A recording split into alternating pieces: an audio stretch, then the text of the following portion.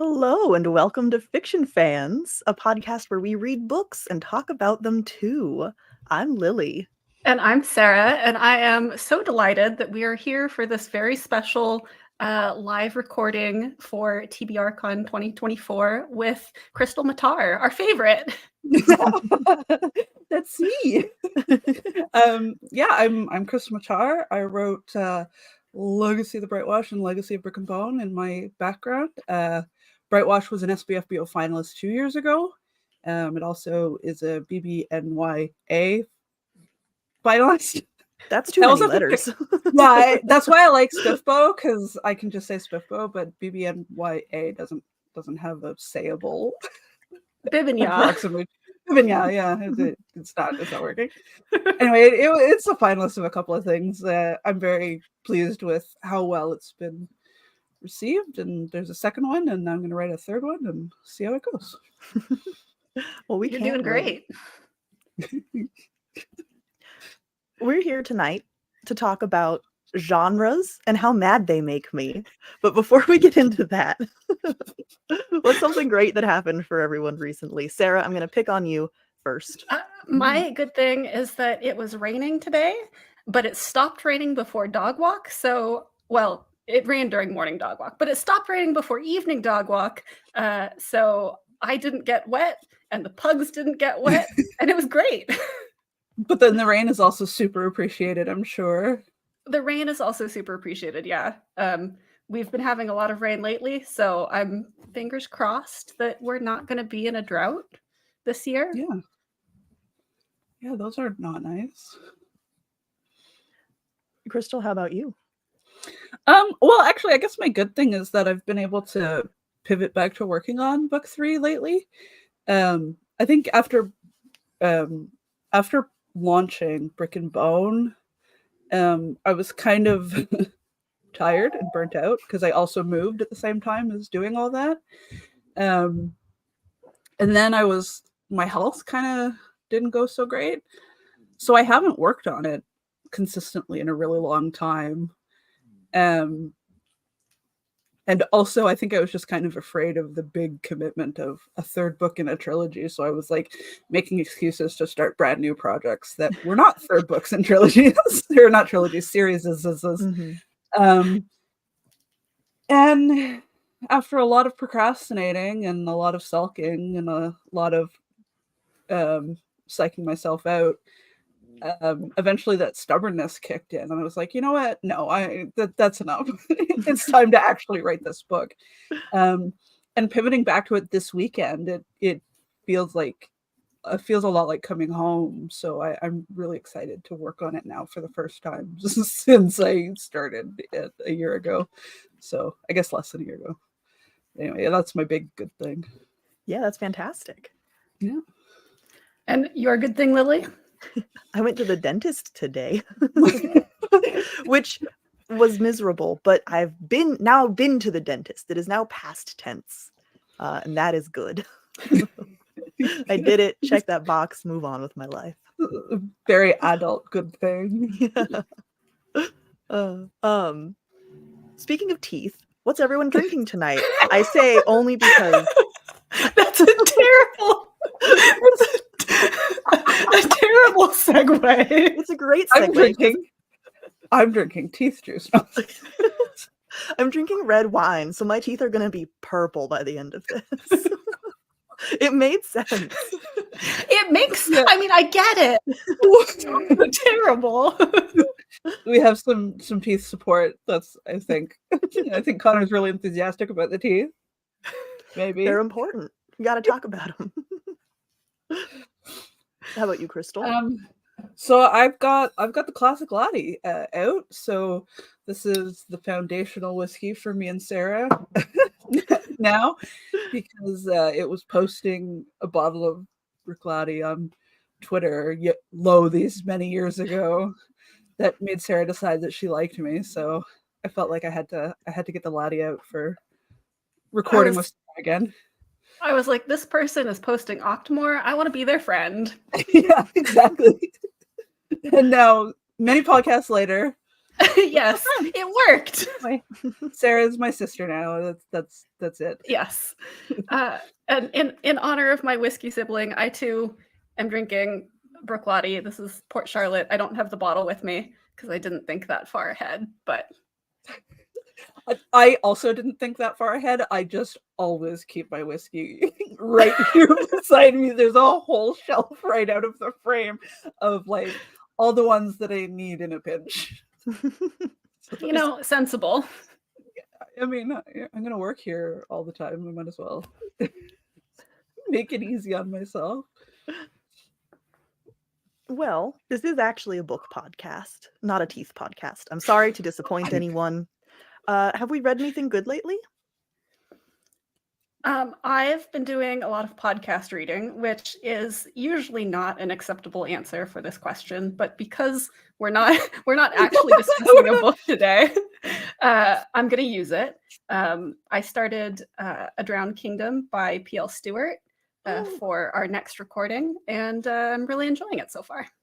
Oh, yay. I'm happy to hear that P.L. Stewart is getting his fiction fan spotlight.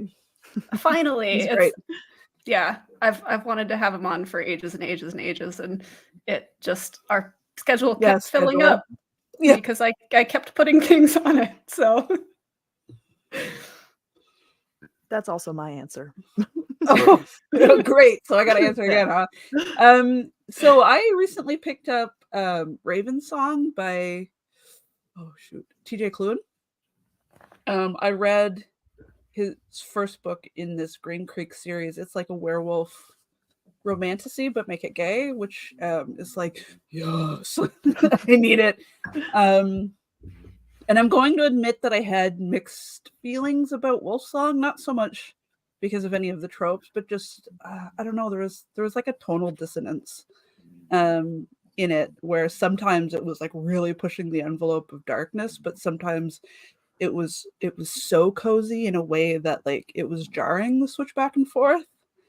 But now I'm into Raven Song, and it feels like those early issues are smoothed out really well, and so I'm really jazzed to like continue the series, just because it's like it kept all the things that I liked and evolved all of the things that were like, I don't know about this. I don't know if this is working. So the second one is definitely like, okay, I'm committed to the series now. And that's do you think that it was just that Klune was kind of finding his feet with that first book in the series, or? Yeah, I think the book was trying to decide what it wanted to be. And I think if that were the only issue, I wouldn't have noticed it as much. But also I found that the point of view character was very repetitive in his internal monologue, like in his narration, in a way that it was like, yes, I've got this. I know that you've got these emotions you told me 3 pages ago.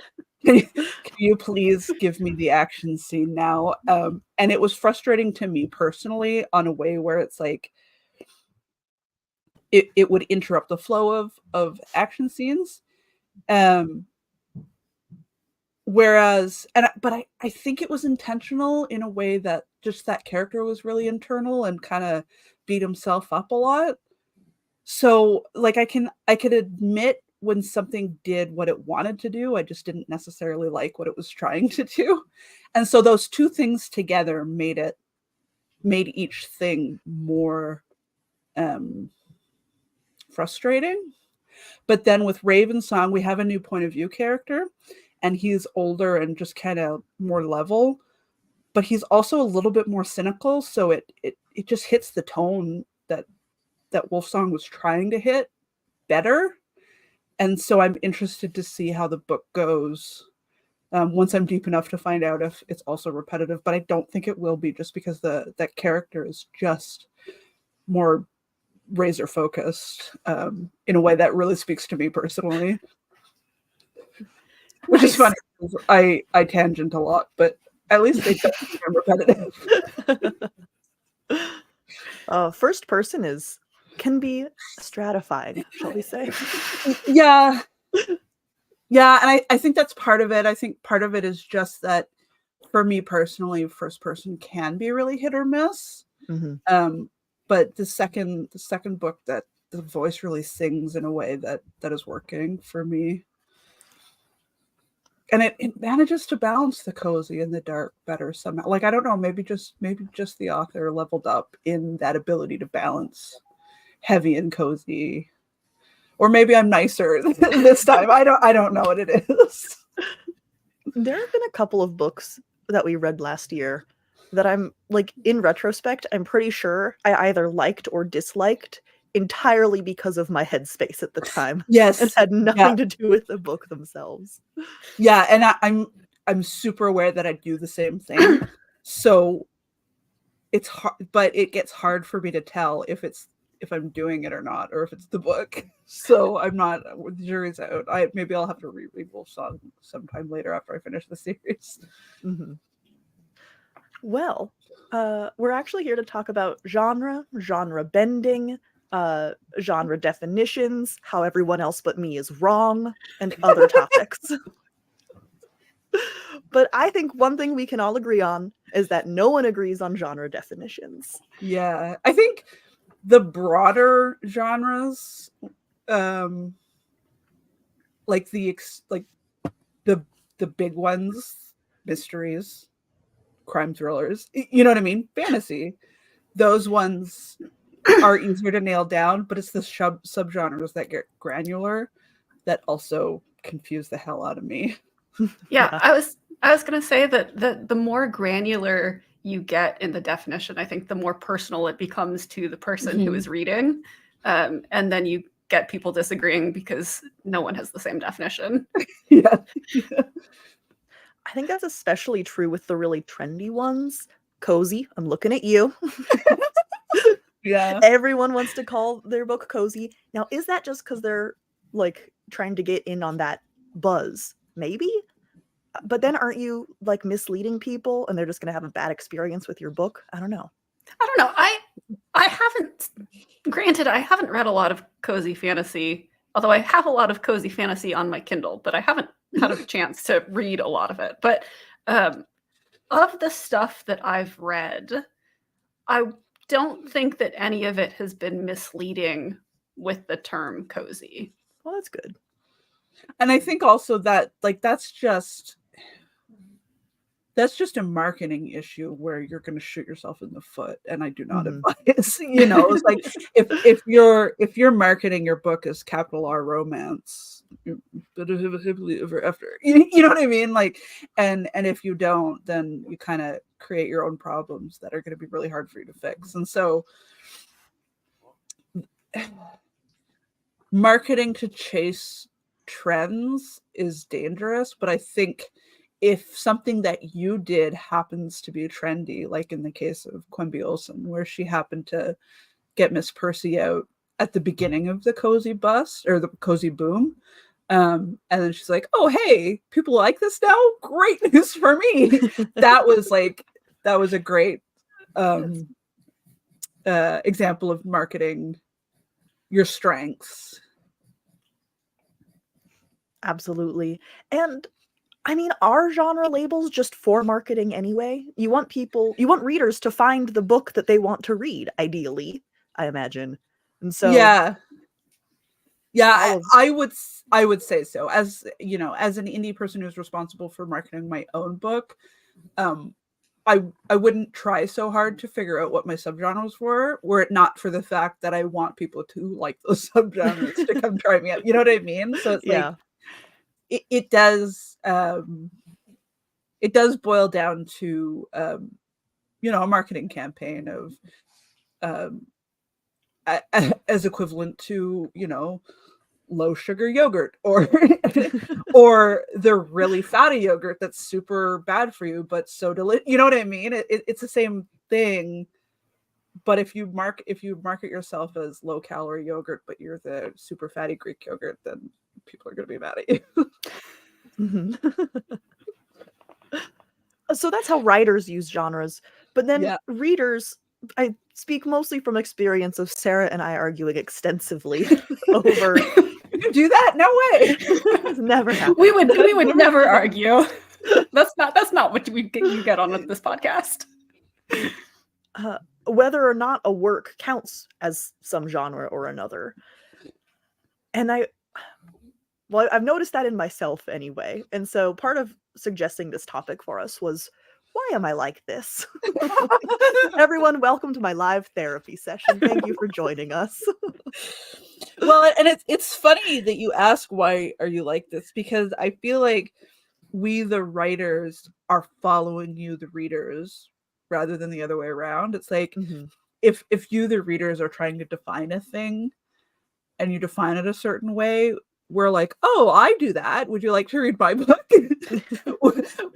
And then and so it gives the readers a language to like recommend books to each other and stuff, which is helpful. But then again, as we get down into the granular stuff, it can get really muddy.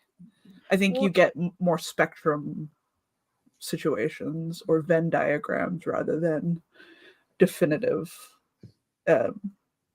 targets, if that makes sense. It does. That actually leads perfectly into my thesis statement. I think all works have 3 different categories of genre. There's the plot, there's the theme, and there's the setting. And those can be like completely different from each other. And I realized this when we were talking about that Welsh sci-fi book that we were reading a while ago, Sara. I don't remember the name of it. Anthracite? Yes, that one. I believe. Because you threw out the word cyberpunk, and I was like, absolutely not. But it was cyberpunk. Well, we landed on the setting is cyberpunk, and that felt fine to me. And I think I realized that, at least when you and I are arguing about genres, it's because we are using a different one of those 3 to define the overall genre. And I think that's why I get so weird about science fiction. Oh yeah, that makes a lot of sense to me, especially like, and it speaks to the granularness really well, because if you have a fantasy setting and the pillars are like fantasy, chosen one fantasy, and the world building is super fantasy, then there's no argument over what genre that book is. Yeah. Right. But if you've got, this is when I forget every book I've ever read. But like you said, the one that you were arguing about, like if the setting was cyberpunk, but the focus of the plot was something completely different, then it's like, which genre are we talking about and why? Yeah, exactly. And I think, I think that a lot of the times when you and I argue over genre, it's because one of those 3 pillars is part of SFF, but the other 2 aren't. And I'm usually saying, well, if one is, that's good enough. One pillar is like, enough. Yeah, and you're like, no, I need more of it to be considered. Well, I agree completely. I think it's because if you're like giving us work, ever. We're making history. If you're saying like this work is science fiction, without thinking of, well, there's 3 different parts and blah blah blah, I'm thinking, well, no, like the theme and the plot are not, just the setting is. But if we can say like, hey, if you like science fiction, the setting of this work is science fiction. For me, that like takes out all of my will to argue. Yeah. Yeah. See, I think that genre, at least speculative fiction genre, is strong enough that it overcomes everything. If there are elements of it, it counts. Yeah, like spec fic is a bold enough ink that even if there's a drop of it, you can still see it. Yeah, exactly. That's definitely true with horror. Basically, anything that freaks you out gets labeled as horror, even if it's like nonfiction. I mean, nonfiction can be pretty horrific, so I'll allow it. There's absolutely like nonfiction horror, and there's fantasy, sci-fi, all of these different things. Like I would say Camp Damascus is more of a sci-fi-ish horror, but like pretty like close to realistic too. I don't know if I would agree that it was sci-fi horror. It's many things. We can't talk about it too much because we'll spoil the book. Yeah, okay. There are Fair machines. Yes, but there are also spoilers. I know. That was a bad example to use. You're gonna have to DM me after because now I need to know. It's interesting, that book, like, I didn't love it. It was fine. But it has definitely come up a lot since we've read it. So clearly it impressed upon me in some way. You mean you think about it a lot, or? Yeah, and just in conversations, like I think about it as an example for stuff like I just did, even though it was a terrible one. Well, it was only a bad example because we can't talk about it. Yeah. But it was a good example to illustrate the fact that you guys never agree with each other about the pillars of the genre. So actually, Lily, you nailed it. Thank you. Run with the Hunted, I think, is another one. That's Jen Donahue's series of novellas that we have agreed has a cyberpunk setting, but is like a spy action adventure otherwise. Not spy, heist, depending on the story. I've only read one of them. They're very fun. I highly recommend them. She publishes them every October 31st, I think. There are 6 of them out currently, and they're great. I love them. Even I get horror sometimes, like people's reviews where they'll mention body horror themes, and this is where it's like the subjective is so impactful on what stands out to each reader. And I think maybe that's how it gets so granular, where it's like the themes that hit you the hardest become the most memorable, and because they're the most memorable, when you're trying to define it, that's what you reach for. Mm-hmm. And so, like, some people will define Brightwash by the romance, when in fact, as far as true romantasy goes, it's pretty, it's lower on the percentage of inclusion. But because it stood out to them the most, that's how they want to talk about it. But then other people will talk more about how it's a political book. And when I was writing it, I don't know that I realized how important the politicals were going to be to the overall vibe. It just kind of happened naturally, partially because of the time that I was writing it. And so it's interesting to see the first thing that people mention when they talk about Brightwash specifically. And I think of it because it's my book, so I actually notice when people are talking about it repeatedly. Well, it's interesting you used the phrase has horror elements. I think when talking about a work, if someone phrased it that way, like I said, splitting it into the 3 different types of genre or whatever, then it's like, well, yeah, of course. Yeah. You can say almost anything has almost every element if you find the right little piece.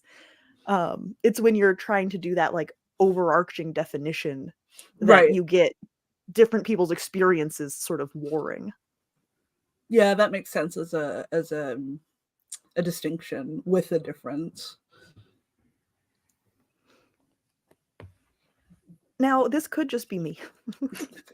I feel like there are 10 bazillion fantasy subgenres. Mm-hmm. And there are a lot of sci-fi subgenres, but not nearly as many. Is that just my experience? Did I end up doing any research? Yeah. No. I tried. Okay, so I was looking up lists of subgenres to try to figure out if this was just me or if this was a real thing. And none of them are organized by any way I could tell. And I wasn't going to sit there and tally up all of the subgenres, and then it would be subjective because it would be, well, what do I think this falls under? So I didn't get anywhere with that. You mean you don't want this hobby podcast to give you homework? More homework than it already gives you? Yeah, I was going to say, too late. I wonder if part of that is, now I fully admit my ignorance where I'm not super tuned into the sci-fi lines of spec fic, but with fantasy there seems to be this conversation that happens that almost redefines subgenres that already existed. Like, for example, in the wake of the large market value that Grimdark had, then there came Hope Punk as a counter to Grimdark, but one could argue that Hope Punk already existed before Grimdark. We just called it heroic fantasy. And so the same things get relabeled as a part of this evolving conversation of what people want to see. And I don't know if the same thing is happening in sci-fi. Maybe Sarah, you would know more because neither of us researched this. I would not know more because I actually don't read that much sci-fi. That's why most of our podcast is fantasy. It's because I'm the one setting the calendar. I think we read 7 sci-fi books last year. Am I remembering that correctly from our year in review, Lily? Yes. I love the deadpan. Yes. I definitely know the answer to that question, and I'm not making it up. Yeah, okay, that's kind of what I thought. But I was gonna say, just instinctively, Krystle, my instinct is that Hope Punk and heroic fantasy do actually have different nuances, but I couldn't articulate why for you. So maybe that just goes to the point that it's all really arbitrary and personal. Well, and I wonder if it's the focus. It's like Hope Punk is the modern, updated heroic fantasy in a way. Yeah, I think heroic fantasy feels classic to me, like a more now it's classic. a more classic bent, like, whereas Hope Punk does feel very modern. I don't know. Well, and I think there is an important distinction if this genre is in response to another specific genre that does make it different from people who are writing it just because that's what you did back then. It's like the difference between someone who rips a hole in the knee of their jeans versus someone who buys jeans that have holes in the knees. Yeah. Like that. Like, is it a fashion statement or did it just happen? Or have you had those jeans for 20 years? Yeah, that makes sense. And maybe it's an arbitrary distinction, but I don't think it is. Yeah. Does it make a difference to the stories themselves? That I can't tell you. Funny enough, Grimdark was one of my examples here. Nobody can define Grimdark. I have the cold sweats anytime somebody asks me, is your book Grimdark? Well, I think so. Depends on who you ask, I guess. Michael Fletcher says no, but most of my readers say yes, so choose who you want to believe, I guess. Yeah, I don't know. But I also feel like I never call a book fantasy. I don't think I would ever say, here's this novel. It's a fantasy book. I just don't do that naturally. It is grimdark or urban fantasy, or Could that be because you read mostly fantasy? Like, I'm kind of a polyamorous reader, if you will, where I'll read I read historical fiction, I read thrillers, I read multiple genres. So I do actually articulate, I'm reading a fantasy novel right now, or I'm reading a Laheydi novel right now, or you know what I mean? Mm-hmm. I mean, I read mostly fantasy, and I definitely will call books just straight fantasy. Like, for example, the Inda series by Sherwood Smith. Yes, you could get more granular. I mean, I guess you could call it military fantasy if you really wanted to. But when I'm describing it, I'd call it a fantasy novel. And so Like, I definitely disagree with you, Lily, that people don't just say fantasy.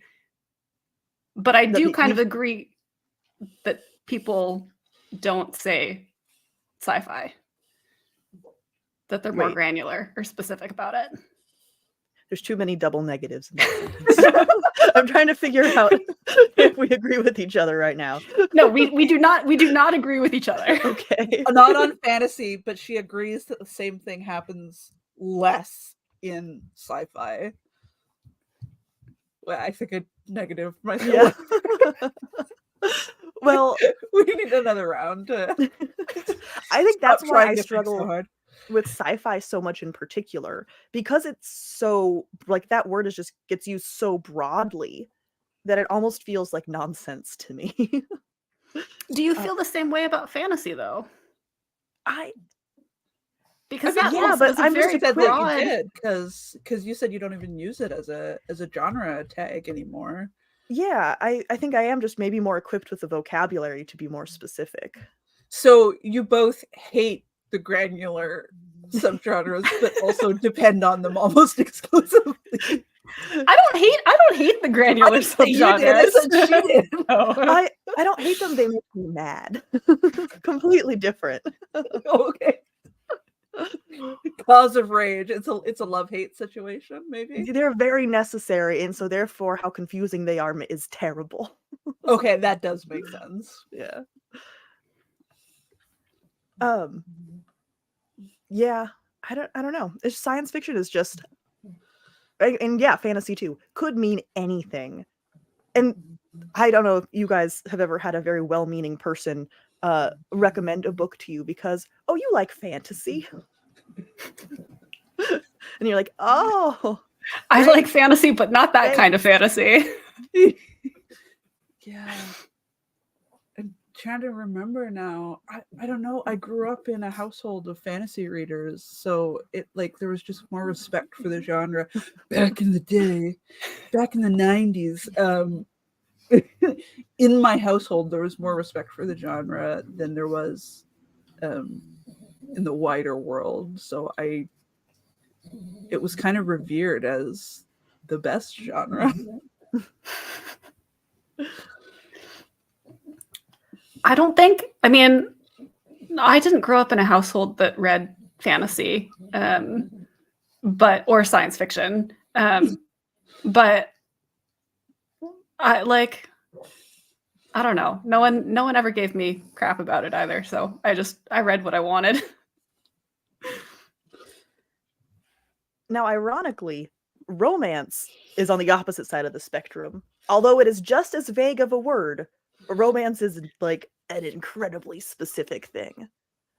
And that kind of blows my mind. They get really granular too, though, because it's like there'll be romance or there's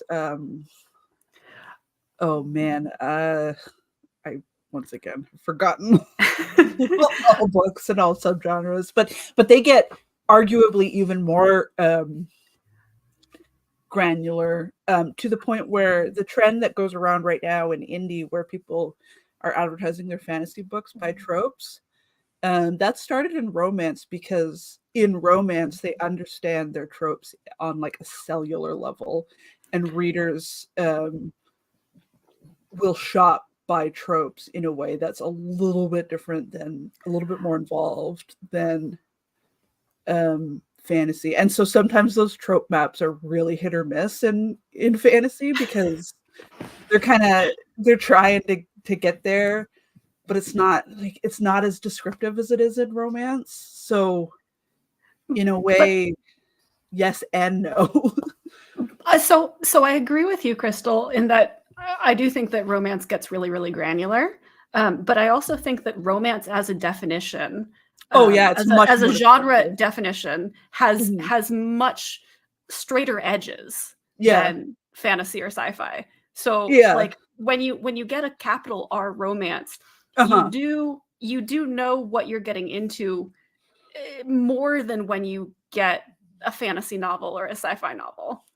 Which in a way is probably why the granularization works so much better. In a way, because it's like the difference between saying this romance book is a chocolate chip cookie. Okay, well, you know exactly what's in a chocolate chip cookie. Whereas the fantasy genre is bread. Okay, well, what kind of bread? Is it sourdough? Is it rye? Is it sweet bread? Is it brioche? Is it dessert? Is it dinner? Like, if that makes sense. I guess I'm hungry. I don't know. No, it does. Like the fact that romance is not an umbrella term the way that fantasy or sci-fi is, even though it's like linguistically a similar, you'd think it would be on the same level. And sometimes I wonder if that's why there's kind of a misunderstanding of romance from outsiders, where like sometimes there's this attitude of, well, you can't tell me what to do with my book. But it's like, well, but if you told somebody that you're selling them a chocolate chip cookie and there's no chocolate chips and you've put nuts in it instead, that's a lawsuit. And surely that's quite an extreme example. But it's a similar thing. It's a marketing thing where, like, if you're marketing something very specific that you're promising people and you don't do it, it creates distrust for you as a marketer. Yeah, I mean, I was no, go for it, Lily. I was about to complain about the exact same thing, except that it drives me absolutely bonkers. Someone said to me once, well, I can't do that because it's not done in romance. It's like the idea of descriptive versus prescriptive. And I was like, what? But I think you're right. But then arguably, if she wants to do it, then she can. It's just no longer romance. It's a romantic story. Well, and I think there are degrees to that too, right? Like, like you can push the envelope a little bit, but you can't necessarily go completely out of bounds within that romance genre definition. Yeah, like you can add oatmeal to the chocolate chip cookie and it's still chocolate chip cookie. I'm so hungry. I'm gonna see if I can find some chocolate. Food metaphors just work so well. I know, right? They really do. It's so approachable, I think. And so then once I start using it, that's all I can think about. I reached really far with my jeans metaphor and I was proud of myself. It was a good one. I endorse that pat on the back. I think the thing about like, oh, you can't do that does just wrap it back around to marketing, like we were saying earlier. Yeah. Right? Like, no, you can, but not if you want to market it that way. So then the question, are you trying to make a marketable book or are you trying to write the best story you want to write? And I can't answer that question for anybody. Yeah, and certainly sometimes you can have both, because it's like if you want to write a capital R romance, that's not necessarily a sacrifice. Those are still very good books. I think it's more, what do you want to promise to readers? Like, if you want a romantic story that doesn't end well, then you adjust your marketing appropriately, rather than saying it's a romance and then being upset when they come for your head. And romance readers are vicious. Well, yeah, because there's a promise. There's an implied promise. It's interesting that you're using the happy ending as an example, because I would actually agree there. I don't remember what the conversation was about, but it was something much like more particular and arbitrary than that. Right. And so I was it could be that she could do some more research. Now I'm like troubleshooting for your friend. But she could do some more research, because it could be that does exist in romance. She's just in the wrong subgenre. Like, she could look at, for example, dark romances where they really push the envelopes, and see if that sort of thing exists there. And maybe it's just that she hasn't discovered the proper subgenre yet. But if it truly doesn't exist in romance, then she's just writing a romantic story, which is still a totally valid story to tell. It's just your end game packaging. Yeah. In the comments, Tim asks, do you think there's more flexibility with genre norms for indie authors than trad authors? that's hard for me to speak on just because I read so little trad now. But I think it depends on the genre that you're approaching.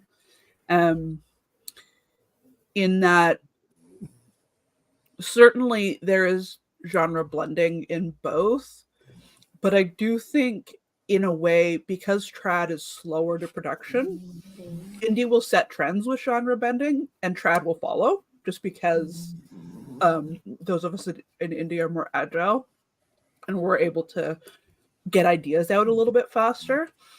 And when that sells, trad goes, hey, let's get some of those. And then so they're behind us. And if that trend is selling, then those authors can write to their heart's content in that sphere. But I don't know about more or less. I think it's more to do with the speed and the ability to be heard. Where if you're trad, you need a contract, but if you're indie, you just need a book. I have seen more risks taken in indie works, I think. If we want to like roll that in with shirking genre norms.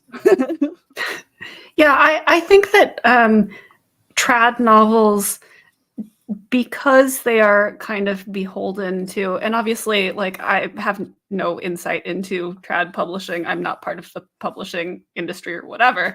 So this is I read, yeah, but that does not necessarily make me an expert, except for the fact that we have a podcast.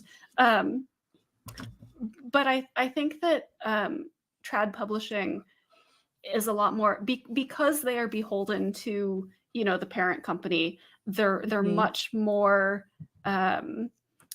market focused and broadly focused, whereas there is more flexibility there for indie authors who can say, I know that this isn't what the genre expects, but I do want to go in this kind of more interesting to the author way, and push boundaries a little bit. So I do think that there is more flexibility there for indie authors. So we mentioned romance and we mentioned fantasy. And not to bring that conversation back up. Interestingly, in the chat, it was mentioned before we mentioned it too, also Tim, where... But I'm going to disagree with you, Tim, because people are definitely debating what counts as romantasy, including myself. So I'm going to hit it in a second.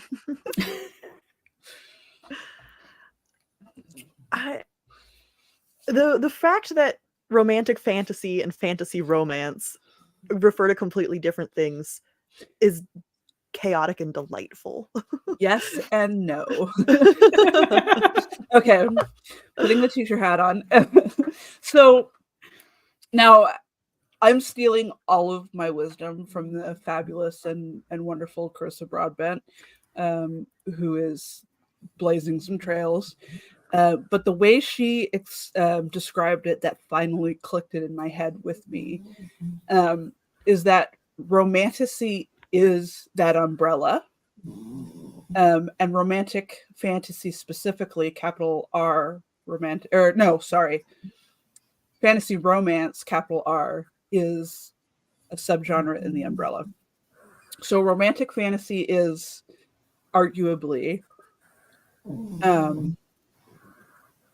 fantasy and romance when they meet.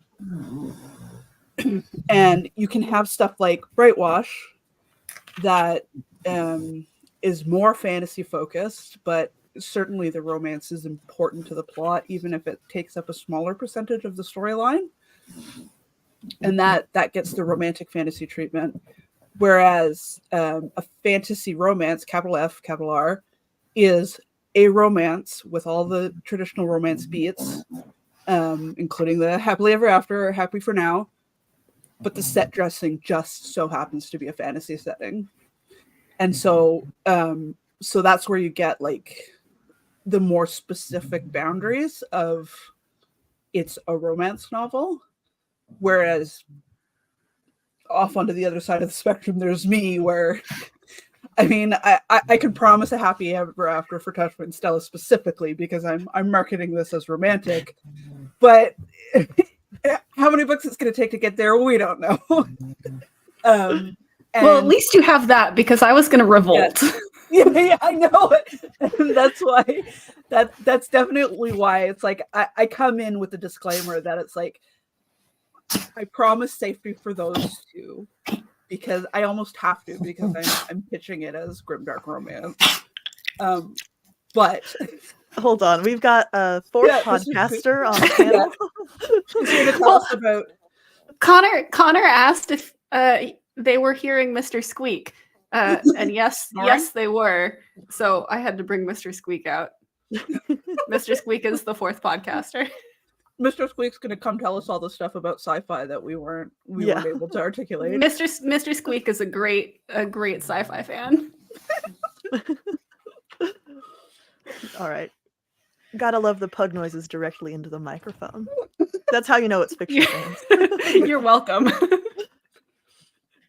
right, Krystle. I can't cut it out and have it not be behind you while you're talking, because this is live. That's fine. Oh geez, where was I? Yeah, so then there's that energy of how much focus there is, and when we get into less focus, then we get into things like, you know, it's romantic grimdark rather than romance story, or it's romantic cyberpunk rather than a romance. You know what I mean? So romantasy becomes the umbrella, and then fantasy romance versus romantic fantasy become the promises and the marketing platform that we're trying to sell. I've also heard. Mm-hmm.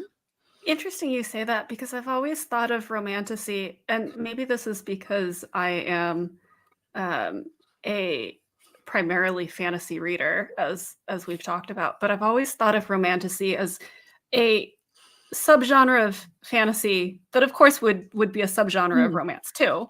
And fantasy romance, capital F, capital R, as being a primarily romance subgenre, if that makes sense. Because even though it has the fantasy setting, maybe it follows the romance tropes. Or you're saying that maybe the plot genre is romance and the setting genre is fantasy. And then the character motivations are romance. So you get like the two romance pillars, and that's how you get romantic.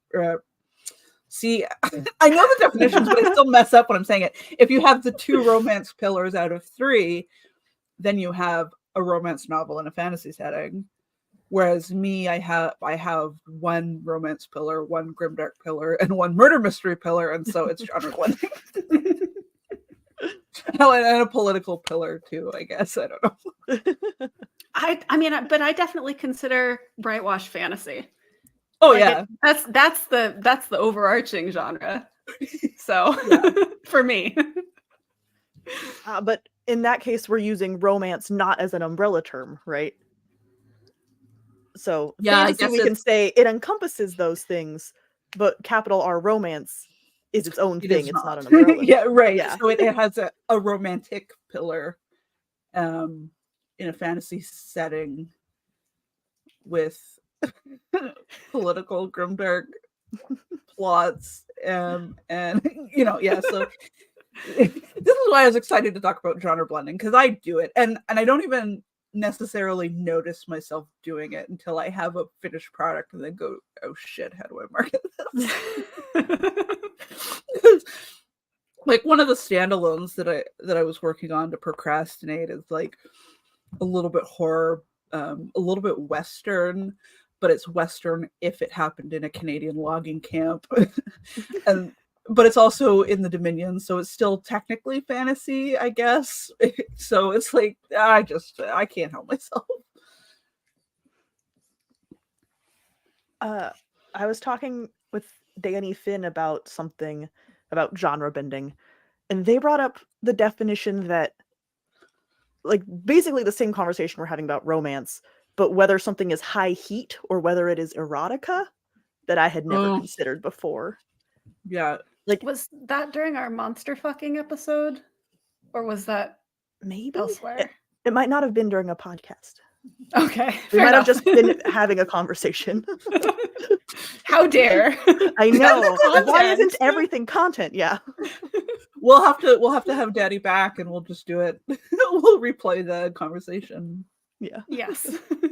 But I had never considered erotica as a specific genre and not just describing how explicit something is. Like that hadn't even occurred to me. But yeah, it's a specific genre, subgenre of romance, in that, like, romance, the falling in love is the plot, but erotica, it's like, it's PWP a little bit, to use fanfiction terms, where the sex scenes are the plot. Like, it's strung together in a way that creates an arc and character building. But the plot heavily relies on the story arc that's built by sex scenes.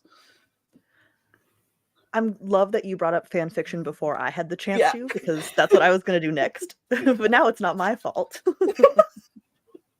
Well, Um, I think that was our first podcast together. Was you invited me on to talk about the fact that I started in fan fiction. I think our first podcast was talking about romantasy and romantic fantasy. No, I invited No? myself on. I came on to talk about fan fiction, and then it was so much fun that I invited myself back. Clearly, you remember our history better than I do. Well, I mean, I really love you guys, so. Well, And in we your really love defense- you too, but No, I'm following that up. In your defense, you've done a lot more podcasts than I have now. So you're like weekly at this point, aren't you? mostly. Yeah. Sometimes I procrastinate too much. and we are coming up on the end of our third year of podcasting, I believe. So Yeah, that tracks, because I was on close-ish to the beginning, and that was not long after I published. Well, speaking of fan fiction, Yeah, is that a better segue? it is a better Speaking of segue Keith? than All speaking right. of Keith. Um, How are your tooth strengths doing? I'm not purple yet. We're doing okay. Yeah. So, fan fiction is probably where I run into the tropes as marketing device the most, or not marketing device, but basically, tags. Yeah, the tags is a rundown of what you can expect. Yeah. And you mentioned PWP, poured without plot. or plot what plot. That's Very how I knew it. different Back different in the definitions. day. Different acronyms, same definition. Yeah, okay, fair enough. Yeah. But when I first started seeing the trend of people describing their work with tropes, I was just like, I see this on AO3 all the time. It's a great marketing technique if you know exactly what you're offering. Yeah, that's true.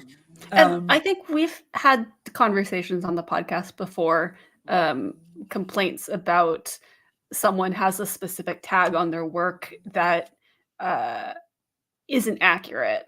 Like we go into it expecting that tag and then find that it's subverted somehow or just doesn't happen or whatever. So Or it's so minor that yeah.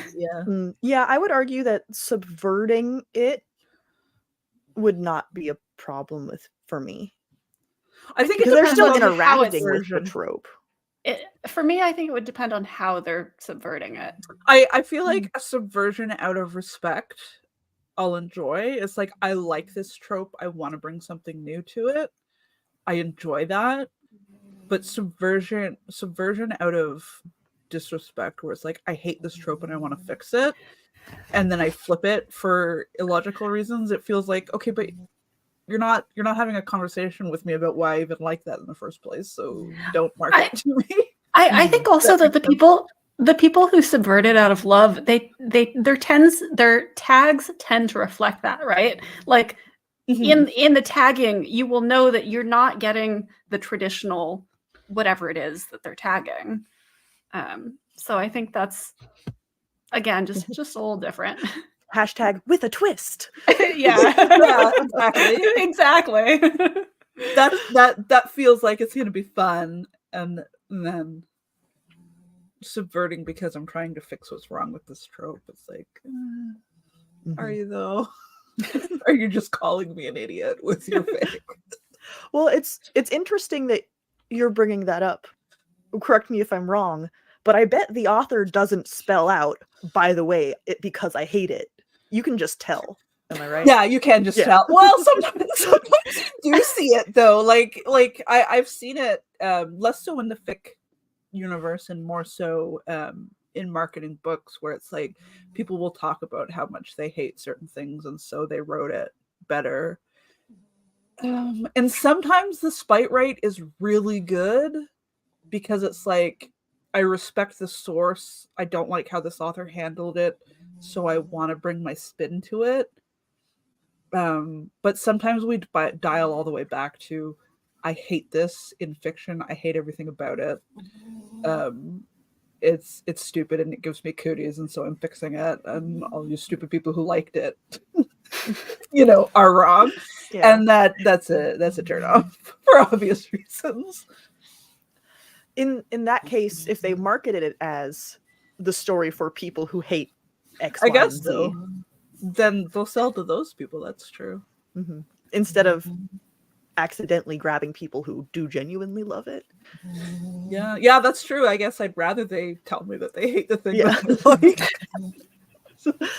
So then I can just be like, not for me.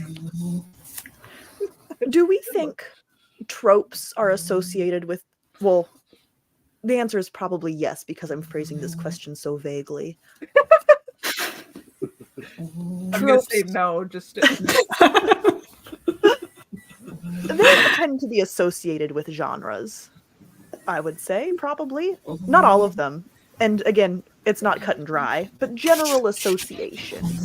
I think it depends on how broad the trope is. It's like found family you can find in pretty well any genre. Yeah. Grizzled veteran you can find in most genres. But again, once it gets down to the granular stuff, then it starts to get more genre specific. Mm-hmm. I was thinking of There's Only One Bed, which I've definitely seen in across genres. Like, yeah, that is a great uniter. Yeah, I've seen that in cross. I've seen that in cross genres, but they're all they're all books that have that romantic element to them, and so I think that particular trope might still fall under romance, even if the book itself isn't a capital R romance. That's an interesting distinction. And I did very carefully phrase my question, are they associated with? Yeah. Not, do they only ever show up in this one kind of story? Yeah. And then I was trying to think, fake relationship trope as well is very often romance. But I feel like you see it in like spy thrillers too.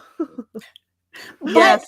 But also, when you see it in spy thrillers, inevitably they will kiss each other. Oh yeah, that was what I was gonna say.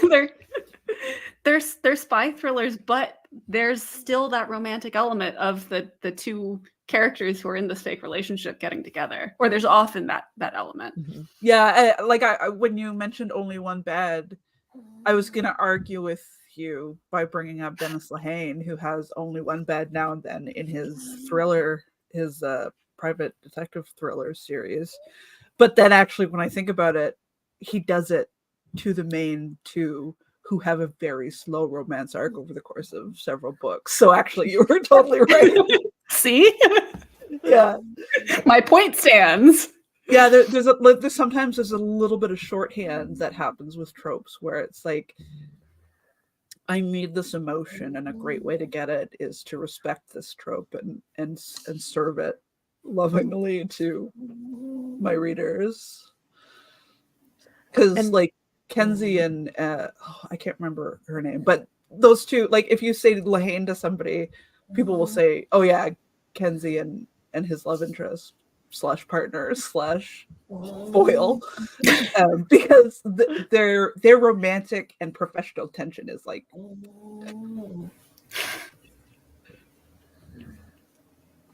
There are so many cat noises happening in my room right now. I don't know if it's okay. coming across. All I can hear is Mr. Squeak. I mean, like, Mr. Squeak covers a multitude of sins. Also, Tim, yes, this is whiskey. It is, the glass is from Kilchoman Distillery on Isla, and the whiskey is Port Charlotte, which is done by Brooklady, I believe. My wine came out of a box.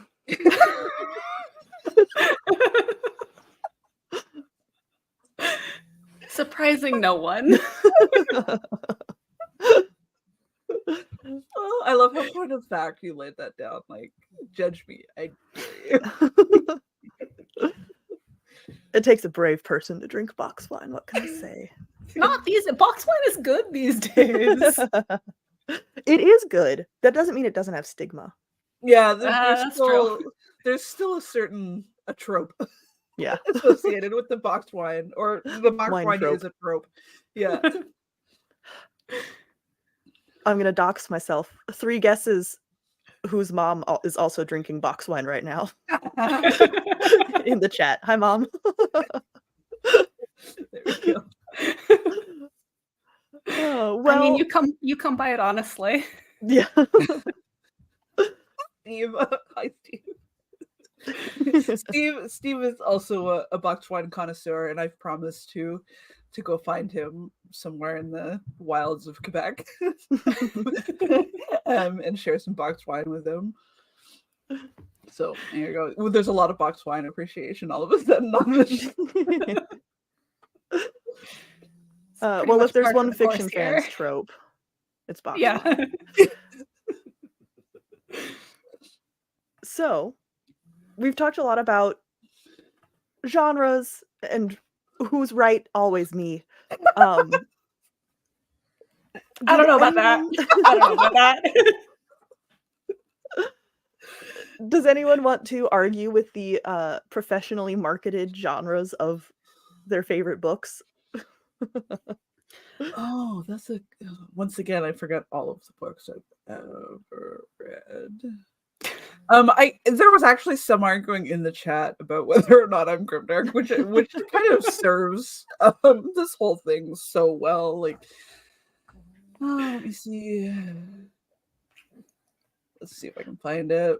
Well, I know not books specifically, but streaming services have started adding a bunch of tags to things, and they're never helpful and they're only stupid. I don't know if you guys have experienced this. I have not experienced Most of what I watch on streaming these days is Gardener's World, so no.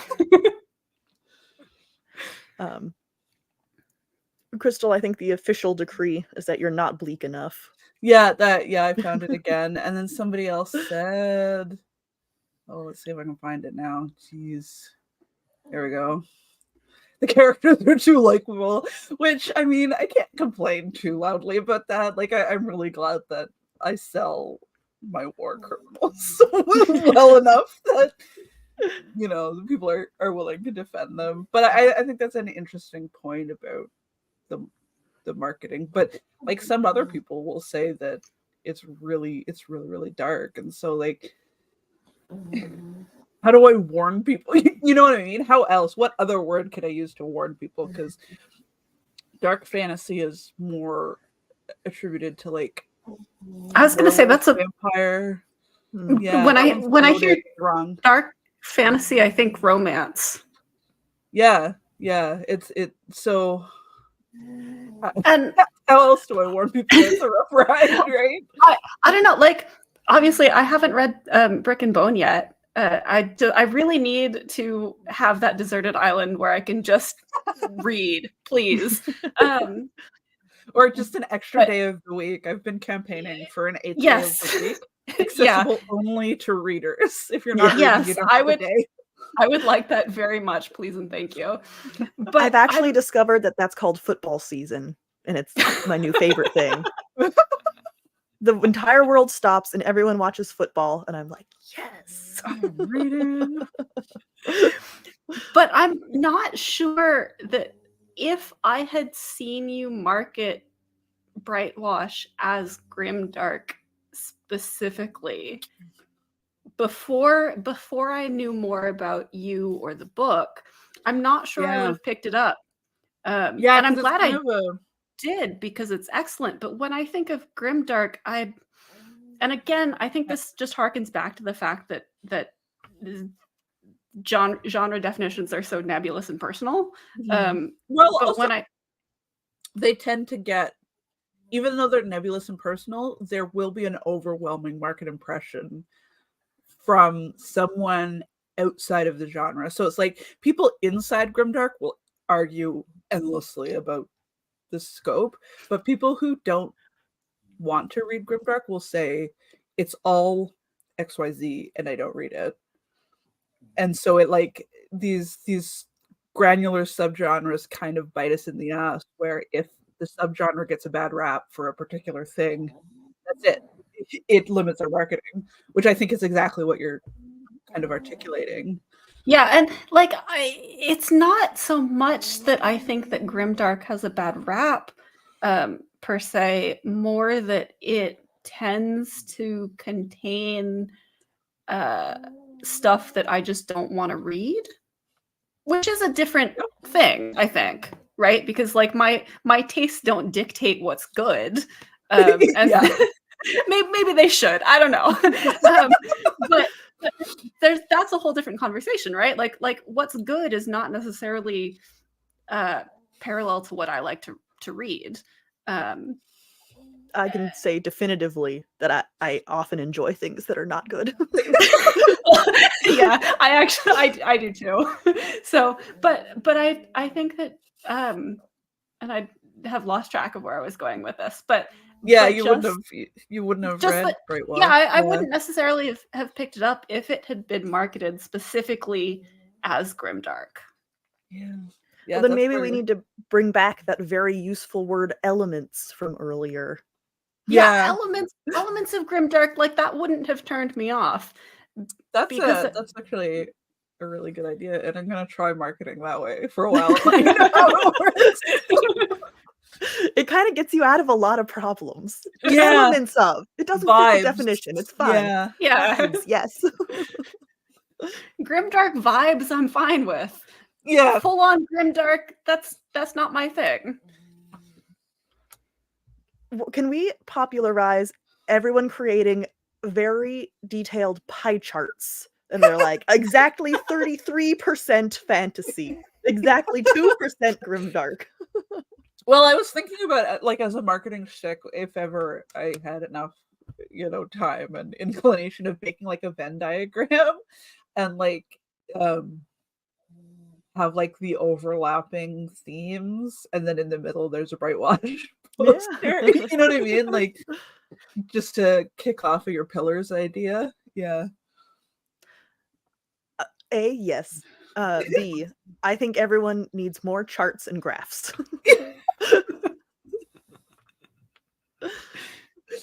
So long as you help me make it, then yeah. Oh, I immediately thought of a monster Venn diagram I made for work in PowerPoint, and it gets the point across, but is not cute. That's the challenge of marketing, is we have to get the point across, but also they expect us to be cute, and it's hard. Well, I think that's the appeal of those pithy, like, arrow trope graphics, because they get the point across and they are cute. Even if they're not always accurate, because, as you've said, people don't always accurately understand their tropes. Yeah, and that's what I was gonna say, but you better know what your tropes are. Yeah. Or start slapping elements of in front of all of them. Elements of, but there was only one bed. Yeah, there were two beds, but at one point there was one bed, I swear. We have some good comments in the comments section. Daniel says, dark fantasy isn't necessarily that dark, but grimdark is sort of a particular thing and one that no one can really agree on. Yeah. And then where's Steve? There it is. Yeah. And Steve had a conversation about it with my supervisor earlier today, and we came to the conclusion it's a genre that's defined by its opposite, and there's the polarity to its spectrum. Yeah. And then Rex brought up Warhammer, which is probably the best example of sci-fi grimdark. And I know. I think it's kind of the pillar of where the term came from, as far as I understand. Really? I mean, I don't know anything about Warhammer except that you and your husband play it. Warhammer 40K. It's like the granddaddy. Like that was the benchmark, and that one, that, as I understand it, that is pretty bleak and pretty far into that spectrum. Like, yeah, Sarah, I avoid playing it because everyone is bad guys. Fair enough. Yeah, which kind of meshes with that definition. Yeah, it doesn't sound like my kind of thing. It's a very cool universe. So yeah, Daniel was, I guess, responding to Steve, and just I agree with that. I think grimdark tends to make the same points as traditional fantasy, but from the opposite side, and I think that's pretty close to the truth. And then maybe there's like a spectrum of how far into the grimdark mud you are, where it's like Brightwash is like got a foot in there, but we're working on it. People are actively trying their best, and I think that lack of nihilism is what makes people argue about it so much. Where the characters are trying, like they're fighting for something rather than just themselves, but at the same time, what made me decide to start using the word is that the system that they live in is the grimdark setting, maybe to borrow your pillars idea, where the setting is grimdark because the setting hypothesizes that there's no hope and nothing can change, but the characters aren't there yet. They're not given up yet. And maybe that's where the disparity comes from my audience. It's a pretty good theory, and I'm going to start pushing it on everyone relentlessly. Yeah, it is. It's a good way to break down. And it's such a good, because it's like, if all of the pillars are a certain thing, then that's why nobody reads about that book. Mm-hmm. I mean, I do like your theory. I think that it works, and I do think that it clarifies some of the arguments that we have had in the past and probably will have in the future. And it triples the opportunity for argument as well. Yeah, that's true too. Both settles the argument and busts the door open for more argument, which is kind of perfect family dynamic. I mean, what is family for if not to argue with? Friendly argue with. It's all friendly arguing. Yeah. Well, if grimdark is a spectrum, does that mean Legacy of the Brightwash is grim gray? Yeah, I think so. Because here Daniel put this in. Now I think this is a reference specifically to Warhammer, where in the grim darkness of the future there's only war. Brightwash is going to say that war is inevitable, but and the story is in the but. If not like that, but you know what I mean. Oh, kind of like that. Yeah. Well, I think I also had this problem with Kushiel's Dart, which was a book that we discussed many moons ago. I loved, and you two had more negative feelings towards. The density of it didn't work for me personally. Yeah, Connor's calling me out. I think while there was romance in that novel, not capital R romance. Well, there was a lot of sex in that novel. Yeah. And that felt almost like, I might even throw that under the setting. Yeah, you're so right. Yeah. Sex was the setting. Sex was the setting. I'm not going to argue there. That's fair. But then we didn't even get to see the romantic sex scenes, which kind of miffed me a little bit. It felt like that idea of promises, where it's like, okay, I'm in it for the meaningless. Yeah, I know. It's I also know. it's the first book in a trilogy. I guess so. Specifically about those two characters. So like That's the relationship, and I'm pretty sure it's been a while since I've read books 2 and 3, but I'm pretty sure that we do see sex scenes between them in later books. That's fair. I tapped out before we got to later, but Yeah. We only read the first one. Yeah, I know. Yeah. If you wanna listen to us argue with poor Sarah for like an hour, there is a. And I do want to get us talking about the I don't know if it qualifies as a sequel, but retelling kind of. The retelling from Jocelyn's point of view. Yeah, I would love to cover it on the podcast. I'm curious. I'm very curious to see if his point of view brings something different to that element, because it's like sex is the setting because of I don't remember how to pronounce his name. Phaedra? Yeah. Yeah. But sex won't be the setting for Jocelyn. So it'll be interesting to see how that changes the weight of their romantic arc. Absolutely.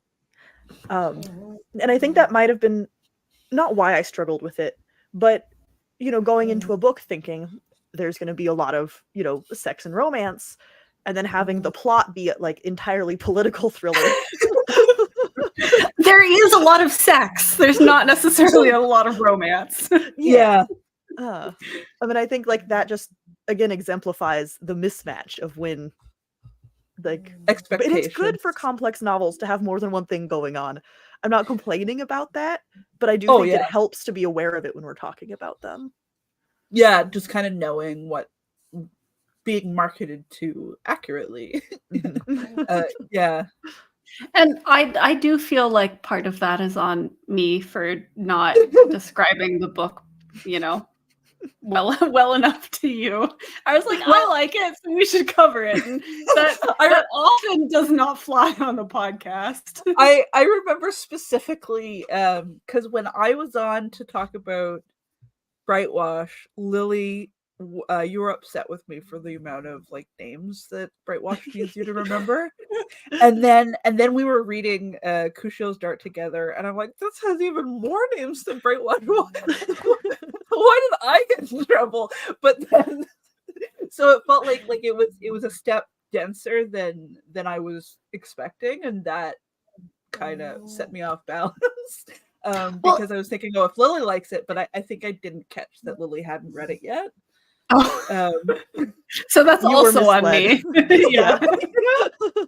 Sorry. I mean, Kushiel's Dart is it came out, it was published in 2001. It's very like traditional fantasy in many respects. It's very dense. Yeah. Plus it's traditional fantasy plus sex. Yeah. And I think if I had been pitched, if I had known that going in, it would have adjusted my expectations.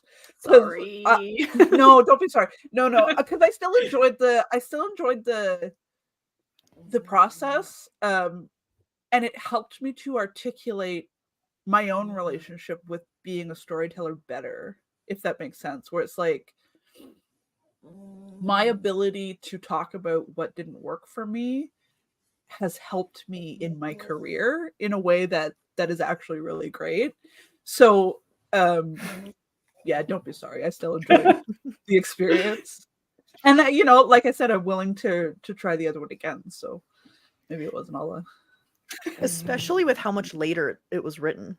It'll be so interesting. Yeah. And that's part of why I'm really interested in it. I mean, obviously, like I love the series. I've read all, I think, 9 books, because it's I think 3 trilogies. And they're each so long. They're each so long, and each trilogy follows a different character, but they're excellent. But Jacqueline Carey the author, has said that there are things that she would have done differently Oh, interesting. in the first book.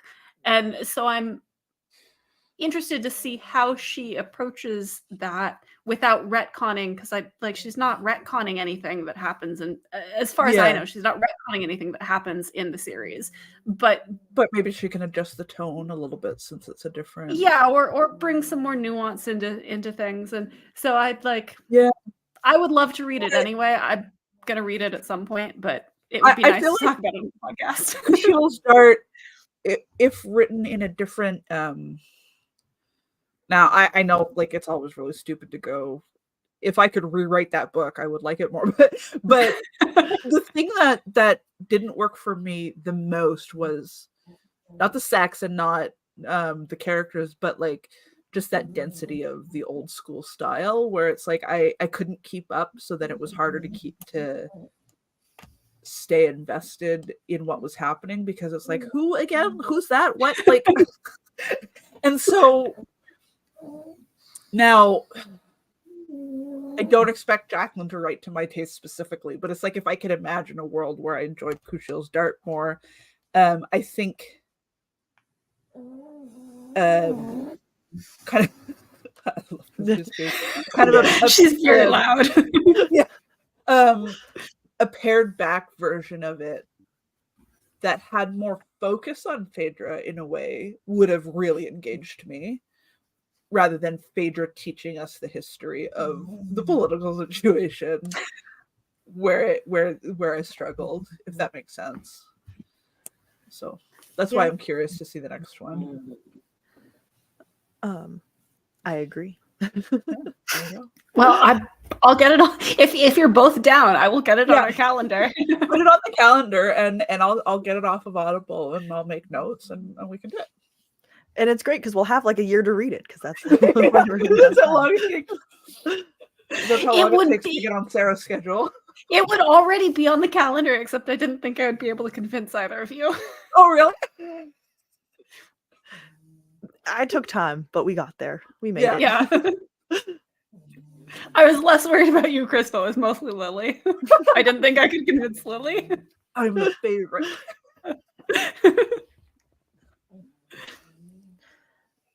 Well, occasionally at the end of our podcast conversations, I will ask Sarah very obnoxious questions, such as shoot, screw, or marry, grim, dark, urban fantasy. The third one's always the hardest to come up with. Capital R, romance. Okay, well, obviously I'm going to screw capital R, romance. That's the whole point, right? No, those are the ones where they can't kiss until the end. I've definitely read some capital R romances where they have a lot of sex before the end, but it's sex without strings. So I'm still gonna say screw capital R romance. Obviously kill grimdark. I'm not a grimdark reader. Sorry, not sorry. And I guess that leaves marry urban fantasy. No, I want to marry romance and screw urban fantasy. Yeah. Yeah, that actually tracks to me, because urban fantasy does have quite a large sexy market share, so that tracks. I would also marry romance, because it is about building relationships in a way that, you know, if I'm marrying it, I'd rather have the foundation of a relationship. You know. I would screw grimdark because I'm deviant, and then I would kill urban fantasy. Not any out of any particular dislike for urban fantasy, but just out of default, because that's what I have to do. Sometimes you just have a third option that has to get killed. Yeah. Yeah. Thank you, Connor. Thank you, Connor. Connor says, you know, grimdark fucks nasty. Yeah, me and Connor would make the same choice, clearly. I think I would probably be there as well, because I think romance would be boring.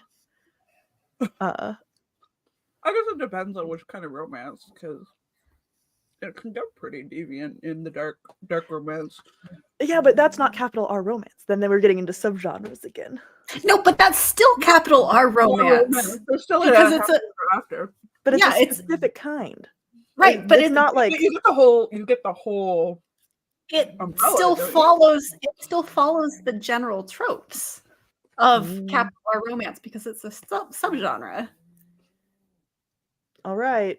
We're getting back into our argument of what the definition of subgenres are. Like the perfect Which- opportunity, perfect way to make a singular pretend we know what we're doing. I mean, as we said at the beginning, this is all really arbitrary. Mhm. Oh yeah, I would marry Yeah, you have Grimdark because in my version of Grimdark, everyone's nice to each other. And you can't tell me I'm wrong because it's my version. Okay, good luck finding a Grimdark book like that, I guess. Yeah. This gets harder if you have to pick the book too. That's true. All right, my choice still stands because I would fuck half a cast of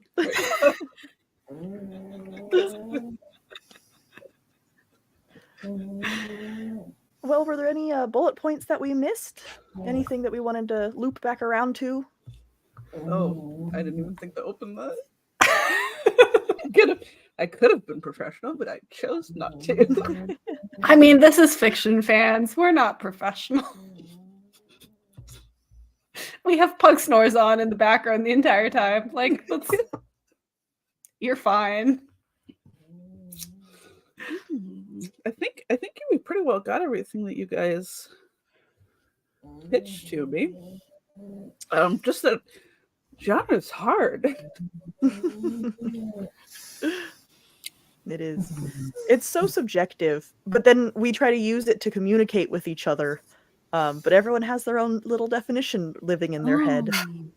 So and then- you pitched having some favorites for some random categories, and now I'm curious to find out if you guys can think of any weird granular subgenre favorites.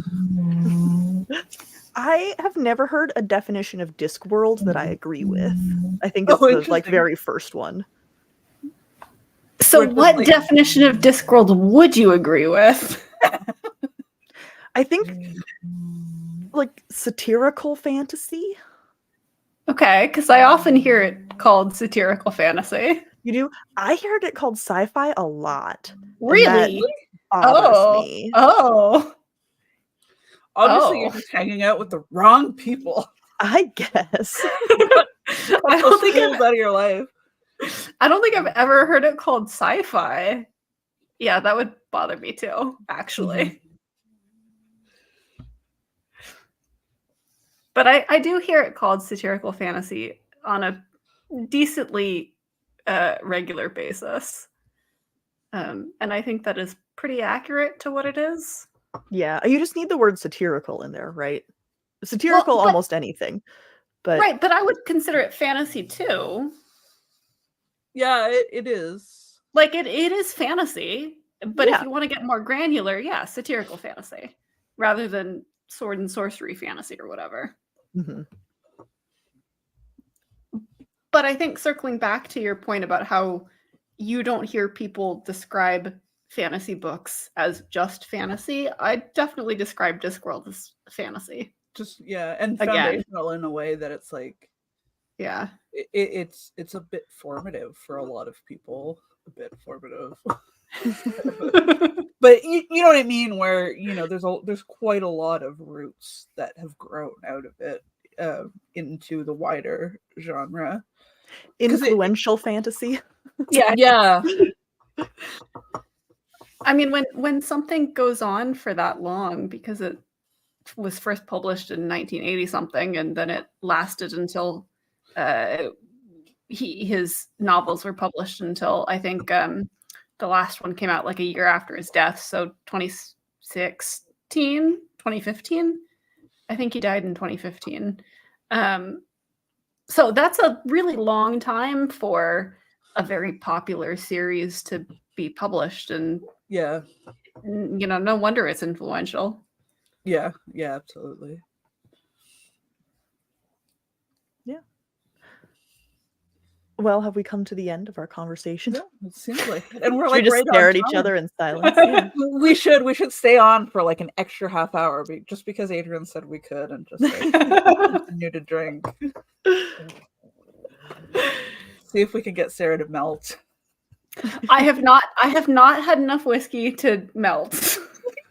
Yeah, I've But noticed. That's why I want to stay on. if we stayed on for a lot longer, yeah, it could probably happen.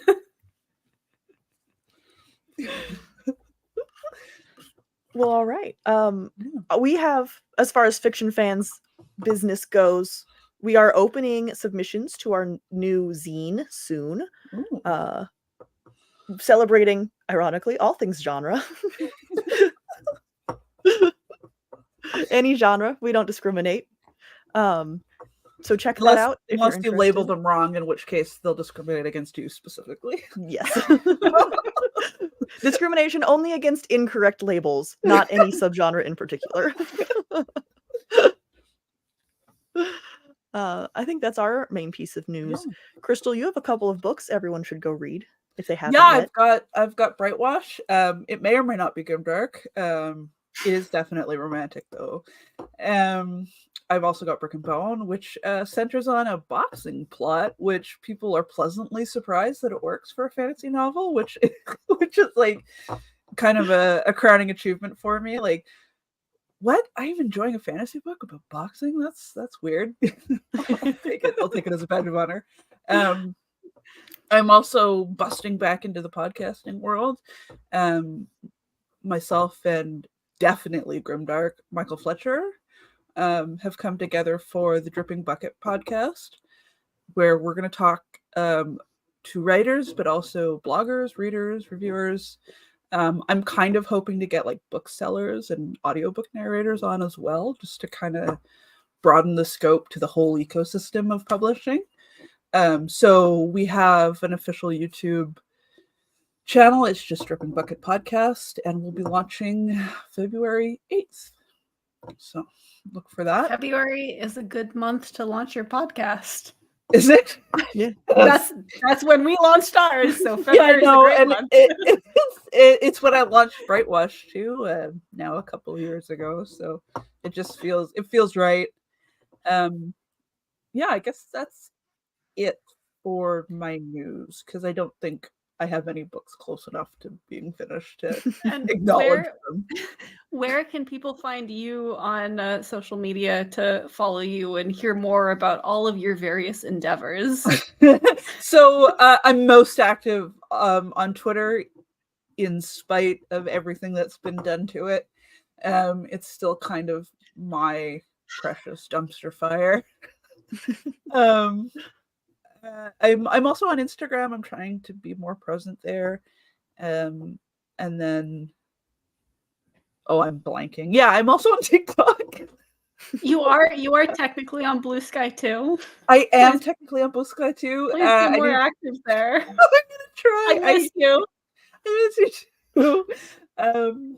Yeah, that does cover it. I think that's got everybody that I'm everywhere that I'm on, and it's always just my name, Krystle Matar. It's such an unusual combination of names that I'm totally capitalizing on it being available on every platform. Well, perfect.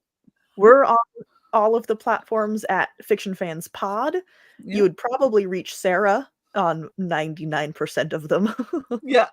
If it's TikTok, it's Lilly. That's the only one that I deal with, and even that is sporadic. Let us know what you think. What genre do you have like a really weird particular thing about? Let us know. I'd love to hear everyone's like reading definition quirks. And thank you so much for joining us. I don't know how to end this. Krystle, you're driving. Yeah, that's me. I'm just waiting for you to stop talking. Oh, that's not going to happen. You got to cut me off. Okay. Bye. Oh, I should say this is only day 2 of TBRCon, so there's going to be lots of other podcasts and live streams. So if you want to check out the full schedule, it'll be at the FanFiAddict website. But mostly just stick around the YouTube channel, and we've got lots of stuff. So Now we're going to say goodbye. Thank you, everyone. Have a great Bye. night.